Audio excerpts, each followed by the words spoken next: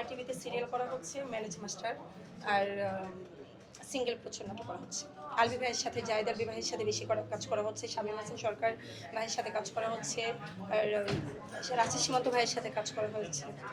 আলবি ভাইয়ের সাথে নাটক করতে চেয়ে কিন্তু প্রেম করেছিল ভাইয়া, তো ভাইয়ার সাথে প্রেমে, হ্যাঁ কাজের প্রেমে পড়েছে ভাইয়া।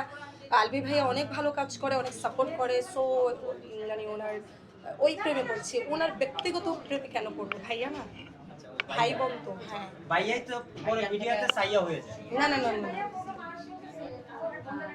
করো, আমি করে দিলাম। নাটকে আপনার কথা শেয়ার করবেন।